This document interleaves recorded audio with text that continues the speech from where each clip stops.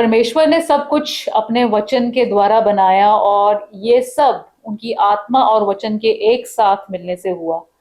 पहले उनकी महिमा की पवित्र रोशनी अंधेरा समाप्त करती है और उसके बाद वचन अपना काम करता है। लेकिन चाहे कोई जीव जंतु हो या आदमी और औरत, सब में धरती का अंश है। आदमी में परमेश्वर ने सांस फूंक दी तो उसमें स्वर्गीय अंश भी हैं। लेकिन फिर भी हम अपनी कमजोरियों में क्यों फंसे रहते हैं, आज हम इसी टॉपिक पे बात करेंगे। शुरू करते हैं परमेश्वर के वचन से। परमेश्वर का वचन हमने यशायाह नबी की पुस्तक उसका 55 अध्याय उसकी 10वीं और 11वीं आयत से लिया है।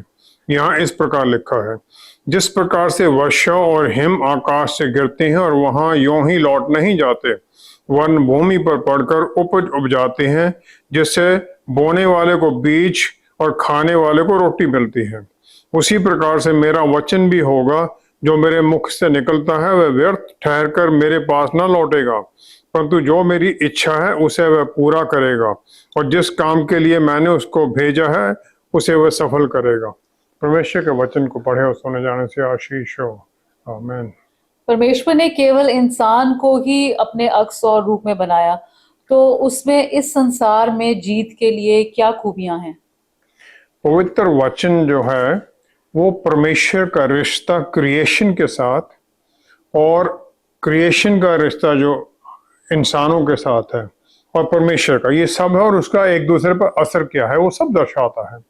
उत्पत्ति पहला अध्याय उसकी पहली 3 आयत में देखते हैं कि परमेश्वर ने कुछ भी बनाने से पहले सिर्फ परमेश्वर ही थे, उनकी महिमा की रोशनी थी, क्योंकि उनमें कुछ भी ऐड नहीं किया जा सकता है। तो इसलिए पहले उन्होंने अपनी जो पवित्रता, उनकी जो डिवाइन प्रेजेंस थी, उसे उन्होंने इकट्ठा कर लिया और एक खाली जगह बनाई, और वहां पर फिर वो यूनिवर्स जो सब कुछ ब्रह्मांड बनाया गया उसमें वो रखा गया है। और धरती पर कुछ भी बनाए जाने से पहले धरती बेडौल थी, विदाउट फॉर्म, और धरती पर अंधेरा छाया हुआ था। उत्पत्ति पहला अध्याय 2 से 4 आयत तक। फिर परमेश्वर ने कह दिया रोशनी हो जाए, और परमेश्वर ने रोशनी बनाई नहीं, जो पहले थी रोशनी, उनकी महिमा की रोशनी, उसे उन्होंने प्रकट कर दिया। हालांकि रोशनी को उन्होंने देखा और उसे उन्होंने सुंदर कहा देखने के बाद, लेकिन रोशनी को अंधेरे से अलग कर दिया गया, और अंधेरे को ना तो उन्होंने हटाया ना उसे खत्म कर दिया। वो धरती की सरफेस के ऊपर, धरती के ऊपर अंधेरा भी बना रहा। उसके बाद सब कुछ धरती से ही उत्पन्न हुआ, और उनमें रोशनी और अंधेरे दोनों के अंश आए। उत्पत्ति 2 अध्याय 7वीं आयत में सिर्फ इंसान को बनाते हुए, आदमी को बनाते हुए परमेश्वर खुद अपने आप लगे, बाकी उन्होंने आज्ञा दी और हो गया। परमेश्वर ने पहले आदम को भूमि की मिट्टी से रचा, और फिर उसके नथनों में उन्होंने सांस फूंक दी और वो जीवता प्राणी बन गया। पहले उसे शेप दी, फिर उसे जीवन दिया। और जो यहूदी संत है वो कहते हैं वो जीवते की बजाय बोलने वाला पुरुष बन गया, क्योंकि आदमी ही एक ऐसा क्रिएशन में है जो परमेश्वर से बात कर सकता है और उनको समझ सकता है और उनकी आज्ञाकारिता में चल सकता है। परमेश्वर ने स्वर्ग में स्वर्गदूत बनाए, और लेकिन किसी भी स्वर्गदूत को उन्होंने किसी भी तरह का कोई राज्य का अधिकार नहीं दिया धरती के ऊपर, ब्रह्मांड में कहीं पर भी। एजेकियल की पुस्तक 28 अध्याय उसका 15वीं आयत में परमेश्वर ने शैतान को बनाया, और फिर उन्होंने बनाया उसको, तो उसका विवरण है, जिस दिन तू सृजा गया और जिस दिन तक तुझ में कुटिलता ना पाई गई या उसमें पाप आया, उससे पहले उस समय तक तू अपनी सारी चाल चलन में निर्दोष रहा। पूरा ठीक था, परफेक्ट था हर चीज में। लेकिन उसके बाद में फिर क्या हुआ? 17 आयत में, सुंदरता के कारण तेरा मन फूल उठा था और वैभव के कारण तेरी बुद्धि बिगड़ गई थी, मैंने तुझे भूमि पर पटक दिया। परमेश्वर कहते तेरी बुद्धि भ्रष्ट होगी और तुझे वहां से निकालना पड़ा। परमेश्वर ने शैतान को बनाया था आराधना और स्तुति करने के लिए परमेश्वर की स्वर्ग में, और उसके साथ में 1/3 स्वर्गदूत भी थे। लेकिन उसने परमेश्वर की जो महिमा है, स्वर्ग की महिमा है, उसे ही अपने आप को लेना की कोशिश की। यशायाह की पुस्तक उसका 14वां अध्याय 14वीं आयत में हम देखते हैं तो शैतान क्या कहता है? वो कहता है, मैं मेघों से भी ऊंचे ऊंचे स्थानों के ऊपर चढ़ूंगा, मैं परम प्रधान के तुल्य हो जाऊंगा। उसने परमेश्वर के ही बराबरी करने की कोशिश की और फिर जो परमेश्वर ने बनाया था उस सबको वो कंट्रोल करने की कोशिश करने लग गया। जो उसे बुद्धि और ज्ञान और अच्छी सुंदर आवाज, म्यूजिक की जो उसे गुण दिए गए थे, उससे उसके मन में अहंकार भर गया और वो परमेश्वर के बराबरी में आने की कोशिश करने लग गया। और उसके साथ जो 1/3 स्वर्गदूत थे वो भी उसके साथ विद्रोह में चले गए। एजेकियल नबी की पुस्तक 28 की 17वीं आयत में परमेश्वर ने अपने अनुग्रह में उसे नष्ट नहीं किया, वो कर सकते थे, लेकिन उसको और उसके स्वर्गदूतों को उन्होंने धरती पर फेंक दिया। अपने अहंकार में शैतान आज तक भी जो कुछ भी परमेश्वर ने बनाया है उसमें कुछ ना कुछ कमी निकालने की कोशिश करता है और फिर उसे वो अपनी तरफ मोड़ने की कोशिश करता है और परमेश्वर से दूर हटाने की कोशिश करता है और उसे शैतान को भाइयों पर, संतों के ऊपर, परमेश्वर के चुने हुए लोगों पर दोष लगाने वाला कहा जाता है, एक्यूजर ऑफ ब्रदरन, जो कि प्रकाशित वाक्य 12वीं की 10वीं आयत में है। जब उसे पूछा गया तुमने विद्रोह क्यों किया, तो उसका उत्तर होगा कि आपने मुझे बनाया ही इस तरह, ऐसी अद्भुत तरीके से बनाया है कि ऐसी परिस्थिति में किसी के लिए भी धर्मी रहना असंभव है। और उसकी इस बात को गलत प्रूव करने के लिए परमेश्वर ने धरती के ऊपर इंसान को बना दिया और उन्होंने इंसान को अपने ही अक्सर रूप में बनाया। फिर उन्होंने उसमें अपने गुण भर दिए और उन्हें धरती की पर बनाई गई हर चीज के ऊपर अधिकार दे दिया जो स्वर्गदूतों को नहीं दिया गया था। और पूरी क्रिएशन में इंसान ही एक है जिसे दूसरी बनाई गई चीजों के ऊपर अधिकार दिया गया था। और परमेश्वर अपने आप स्वर्ग में से आते थे हर दिन अदन बाग में उससे शाम को मिलने के लिए, उसे अपने रास्ते सिखाने के लिए, उसकी बातें सुनने के लिए और उसे वचन में जो वो बता रहे थे उसमें चलने में सहायता करने के लिए। परमेश्वर ने उसे बुद्धि, ज्ञान और समझ से भर दिया, जो कि परमेश्वर ने जो इंसान को आत्मा दिया गया था उसके द्वारा उसे दिया। आदम को सिर्फ एक ही वृक्ष फल खाने से मनाही थी, क्योंकि उस वृक्ष का फल खाने से उसे जो उसकी बुद्धि थी वो 5 इंद्रियों के अधीन आ जानी थी, जो कि धरती के जो नॉलेज थी उससे उसको कंट्रोल करने लग जाना था, जबकि उसे स्वर्गीय बुद्धि से ही, स्वर्गीय नॉलेज से ही चलना था।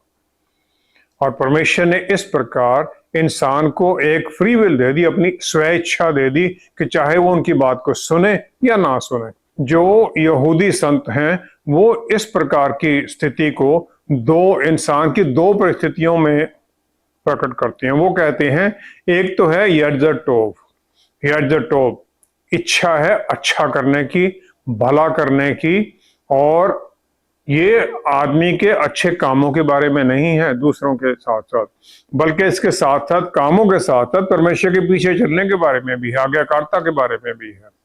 ये यर्जर टोब है। दूसरा है यर्जर हारा, और ये है बुराई करने की इच्छा और परमेश्वर के जो व्यवस्था जो दी गई, जो नेचर में जो उन्होंने लॉ बनाए, उनको तोड़ने की इच्छा, और एक दूसरे के साथ और परमेश्वर के साथ रिश्ते में भी उनसे दूर चलने की इच्छा, ये बुराई की इच्छा है। परमेश्वर ने इंसान को आशीष दी कि परमेश्वर उसके साथ थे और फिर उन्होंने उसे रास्ता दिखा दिया कि एनिमल्स की सैक्रिफाइस के द्वारा उसे पापों की माफी मिल सके एक सीमित समय के लिए, और फिर प्रभु यीशु की कुर्बानी के द्वारा सदा के लिए विश्वास में पापों से माफी मिल सके। ये उन्होंने इंसान के लिए एक रास्ता खोल दिया। परमेश्वर हमेशा हमारी प्रार्थनाओं को उत्तर देते हैं और देने के लिए तैयार रहते हैं, लेकिन हम बहुत समय पर, आमतौर पर हम उनसे डिसएग्री करते हैं, क्योंकि हम चाहते हैं कि परमेश्वर हमारी इच्छा के अनुसार चलें, हमारी इच्छा पूरी हो, परमेश्वर की इच्छा पूरी ना हो। जब हम परमेश्वर की तरफ और उनके प्यार की तरफ और उनकी उस अद्भुत आशीषों के बारे में, उनके बारे में सोचते हैं, तो हम फिर आदर से भर जाते हैं। और फिर जो भी हमारे रास्ते में मुश्किलें आती हैं वो हमें छोटी दिखाई देती हैं। परमेश्वर के सामने सब कुछ छोटा दिखाई देता है। फिर हम उनके बल में चलकर इन सब मुश्किलों पर जय पाने के लिए सक्षम हो जाते हैं। हमारे जीवन में लंबे समय से कुछ ऐसी आदतें घर कर लेती हैं जिनसे हम चाह कर भी छुटकारा पाने में असमर्थ हो जाते हैं। ऐसी कमजोरियों पर हम जय कैसे पा सकते हैं? यहूदी लोगों की फिलॉसफी की बुक टानिया है, जो हमारे जो विचार हैं उन्हें वो हमारी सोल या प्राण के वस्त्र कहते हैं, और ये हमारी सच्ची पहचान नहीं जाहिर करते हैं।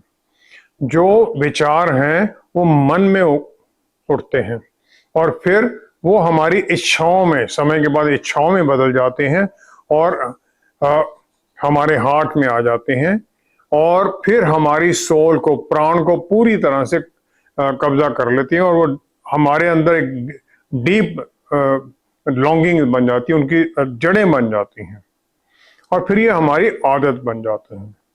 ये आदत बुरी भी हो सकती है, अच्छी भी हो सकती है। आमतौर पर बुरी होती है और ये कमजोरी बन जाती है फिर।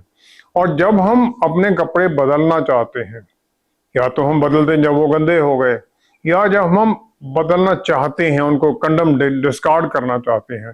हालांकि बहुत लोग तो कपड़ों को भी, हर चीज को संभाल के रखना चाहते हैं। तो हम क्या करते हैं? इसी प्रकार जैसे हम कपड़े बदलते हैं, उसी प्रकार हम विचारों को भी बदल सकते हैं। हमारी पावर है, हमारे अंदर ये क्षमता है। हालांकि इसके लिए लगातार मेहनत करनी पड़ती है और फिर उसे हम बदल सकते हैं। पौलुस रसूल ने इसका एक रास्ता बता दिया जीत में चलने के लिए। फिलिपियों की पुस्तक 4 अध्याय 6 से 8 आयत तक। पहले तो उन्होंने कह दिया 6 आयत में, किसी भी बात की चिंता मत करो। इसका मतलब यह है अनड्यूली, अननेसेसरली फालतू परेशानी में मत पड़ो। दूसरा, फिर उन्होंने कहा कि अपने निवेदन, प्रार्थना और विनती के द्वारा धन्यवाद के साथ परमेश्वर के सम्मुख उपस्थित किए जाएं। हर एक बात को परमेश्वर के सामने रख दो, परमेश्वर को उन्हें बताओ। प्रेयर है प्रार्थना, जिसमें हम जो कुछ भी चाहते हैं परमेश्वर को हम बताते रहते हैं। लेकिन विनती स्पेसिफिक है, खास हम क्या चाहते हैं उसे हम विनती कहते हैं, जिसमें हम परमेश्वर का हाथ अपने ऊपर मांगते हैं।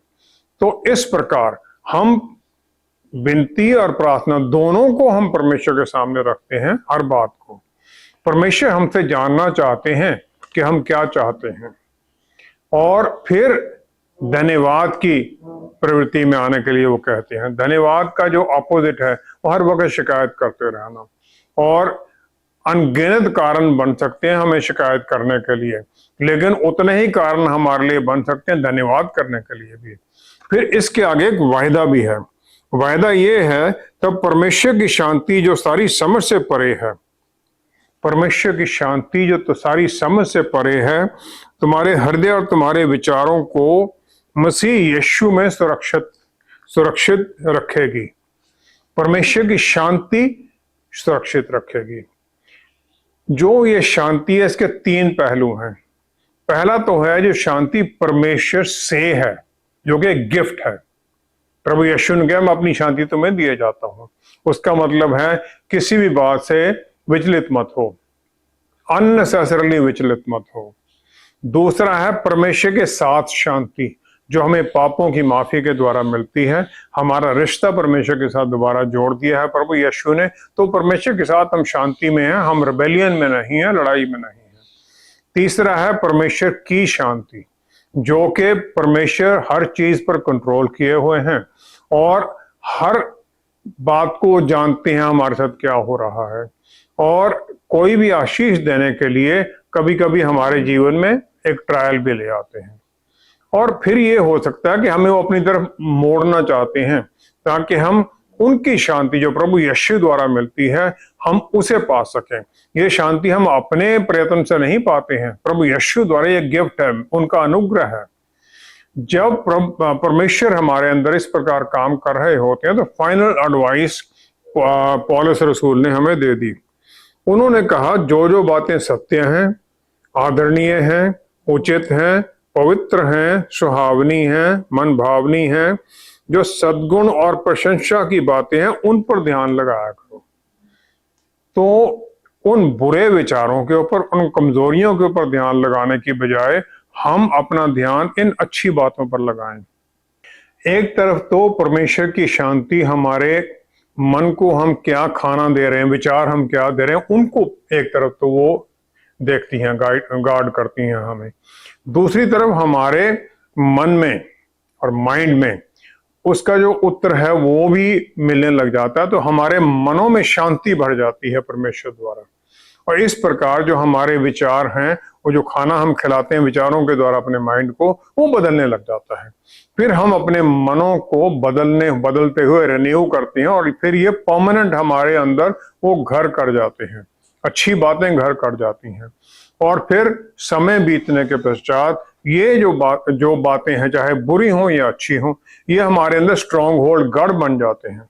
बुरे गढ़ हैं तो शैतान उन्हें कंट्रोल करता है और फिर हमारे जीवन के ऊपर वो अधिकार जमाने लग जाता है और फिर हम आत्मिक युद्ध में लग जाते हैं कि इन जो गढ़ हैं शैतान के, इन्हें हम तोड़ें कैसे, इन्हें नष्ट कैसे करें। पौलुस रसूल फिर एक प्रैक्टिकल तरीका बताते हैं इन गढ़ों को तोड़ने का प्रभु यीशु के बल में। वो है 2 कुरिन्थियों 10वां अध्याय उसकी 5वीं आयत में। पौलुस रसूल कहते हैं, हम कल्पनाओं को और हर एक ऊंची बात का जो परमेश्वर की पहचान के विरोध में उठती है खंडन करते हैं और हर एक भावना को कैद करके मसीह का आज्ञाकारी बना देते हैं। जो भी हमारे अंदर विचार आते हैं हम उन्हें काटने लग जाते हैं, उन्हें हम निगलेक्ट, उन्हें कैंसिल करने लग जाते हैं और जो भी ये विचार हैं उन्हें प्रभु यीशु की महिमा में, उनकी आज्ञाकारिता में लाते हैं, उनकी तरफ मुड़ने लग जाते हैं।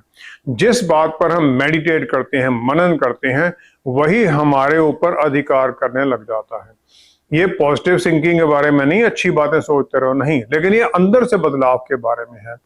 एक विश्वासी को शैतान, जो कि दोष लगाने वाला माना जाता है, वो बार बार हमें पुराने पाप जो हैं उनको याद कराता रहता है। ये करता है कि तुम्हें तो कैसे माफी मिल सकती, तुम इतने बड़े पापी हो।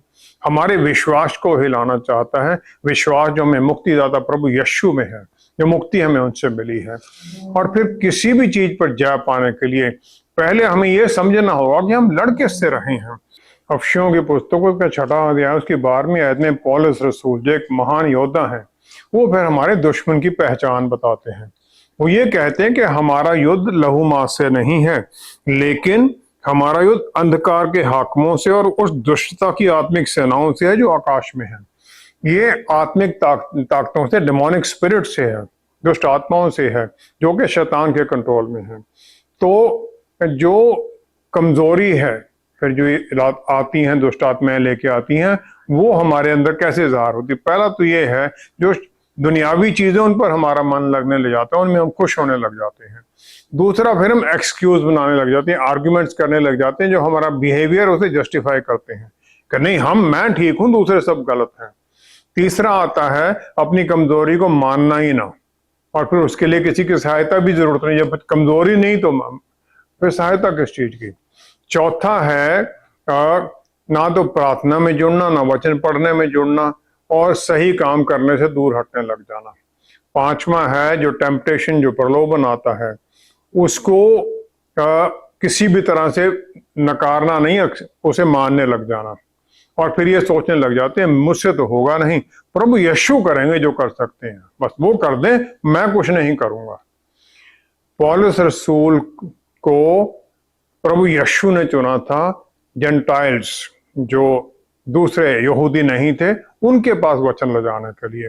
प्रेरितों की पुस्तक उसका 9वां अध्याय उसकी 16 आयत में, उसमें फिर प्रभु यीशु ने जब अनानियास को भेजा पौलुस रसूल के पास, तो अनानियास को उन्होंने कहा तू चला जा, क्योंकि वह तो अन्य जातियों और राजाओं और इजरायलियों के सामने मेरा नाम प्रकट करने के लिए मेरा चुना हुआ पात्र है, और मैं उसे बताऊंगा कि मेरे नाम के लिए उसे कैसा कैसा दुख उठाना पड़ेगा।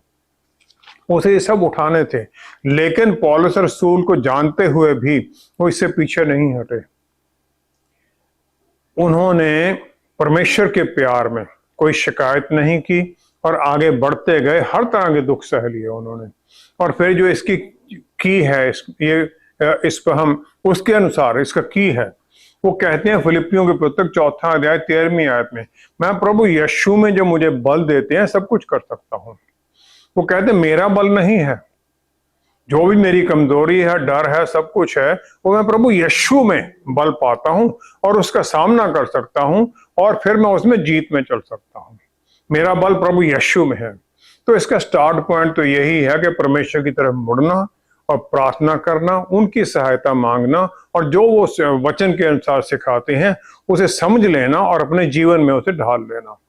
तो हमें जब वो दुख भी आता है तो हम उसमें भी अपने आप को इम्प्रूव करने के लिए रास्ता ढूंढने लग जाते हैं। दूसरा है अपने आप को ही प्रचार करना, जो प्रभु यीशु ने वचन दिए, वचन में जो मिले हुए वायदे, उनमें वायदा करते हैं, उन्हें अपने ऊपर बोलते हैं, उनमें बल पा लेना। राजा दाऊद ने भजन संहिता 27 की पहली आयत में, राजा दाऊद ने पहले कहा परमेश्वर मेरा चरवाहा है, मैं भेड़ हूं उसकी, वो मेरा ध्यान रखेंगे। 27 की पहली आयत में वो कहते हैं, यहोवा परमेश्वर मेरी ज्योति और मेरा उद्धार है, मैं किससे डरूं? यहोवा मेरे जीवन का दृढ़ गढ़ ठहरा है, मैं किसका भय खाऊं? मैं क्यों डरूं किसी से? उसको विश्वास है, वो अपने आप को ये प्रचार करता है और फिर उसके द्वारा अपने अंदर बल पा लेता है। तीसरा है अपने आप को जांच लो। 2 कुरिन्थियों 13वां अध्याय 5वीं आयत में वो कहते हैं, अपने आप को जांचो, डेप्थ एनालाइज करो अपने आप को, अपने विचारों को एनालाइज करो, इच्छाओं को एनालाइज करो और फिर मुड़ो परमेश्वर की तरफ, उनकी तरफ जुड़ो। चौथा है प्रार्थनाओं का उत्तर एक्सपेक्ट करना, उनके वायदे के अनुसार।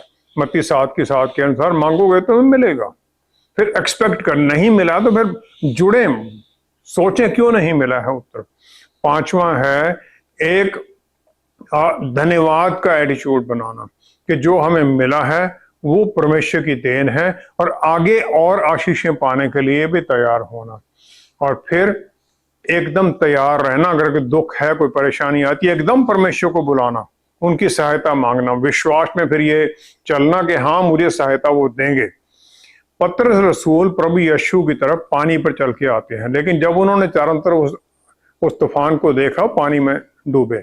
मत्ती 14:30 में उन्होंने एकदम पुकार लगाई, हे प्रभु मुझे बचाओ, और प्रभु यीशु ने अपने हाथ बढ़ाकर उसे निकाल लिया और सुरक्षित कर दिया।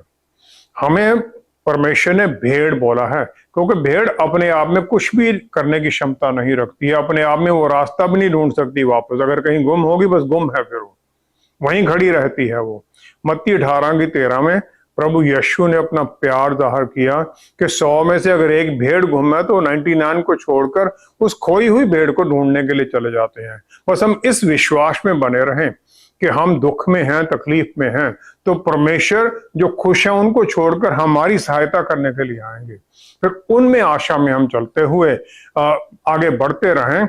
और आज तक कभी वो फेल नहीं हुए हैं और आज भी वो रुकने वाले नहीं हैं, फेल नहीं होंगे। हम विश्वास से भरे हुए भी प्रलोभन या टेम्पटेशन में फंस जाते हैं और फिर निकल भी नहीं पाते। एक विश्वासी इससे कैसे बच सकते हैं? परमेश्वर हर तरह से संपूर्ण है, परफेक्ट है अपने आप में। उनमें मेल और फीमेल जो हम अपने अंदर गुण देखते हैं वो सब उनमें है।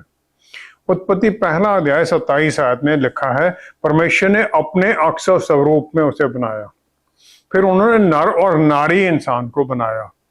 तो फिर आगे उन्होंने कह दिया उत्पत्ति 2 अध्याय 18 से 22 तक कि अच्छा नहीं कि इंसान अकेला हो।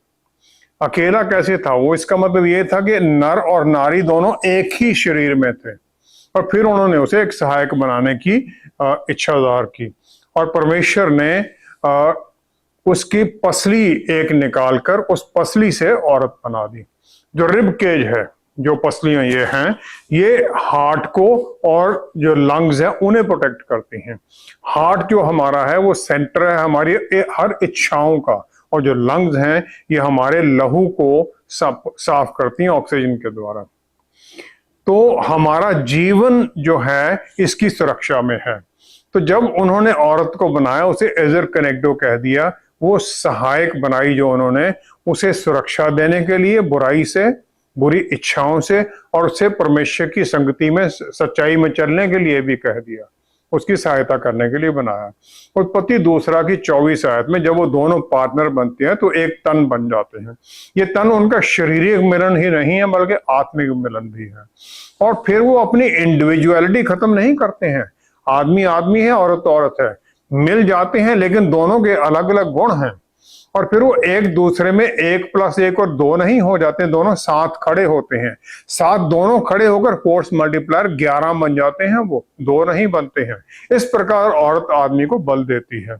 और फिर मत्ती 18 की 19 आयत में प्रभु यीशु ने कह दिया, बिल्कुल क्लियर उन्होंने कहा कि जहां मत्ती 2 की 18 की 19 में, यदि तुम में से 2 जन पृथ्वी पर किसी बात के लिए एक मन होकर उसे मांगे तो वह मेरे पिता की ओर से जो स्वर्ग में है उनके लिए हो जाएगा। 2 एक इच्छा में मांगे। पति पत्नी अगर इकट्ठे होकर मांगते हैं तो उनकी प्रार्थनाओं को उत्तर मिलता है।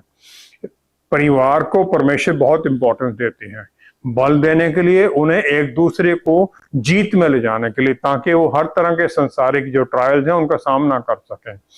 प्रभु यीशु ने फिर अपना सिंहासन उन दोनों के बीच में रखने का वायदा कर दिया। उनके अंदर तो पहले ही हैं, उनके साथ उनके खड़े हो जाते हैं वो। यूहन्ना 13 की 3-4 में प्रभु यीशु ने लास्ट सपर है और फिर उन्होंने गेत्सेमनी पार्क में चला जाना है।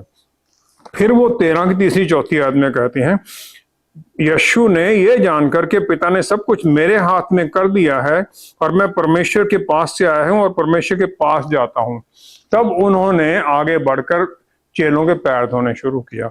अपने बल से वो गए हैं, वहां पर बल की शक्ति में खड़े हैं, किसी कमजोरी में नहीं है।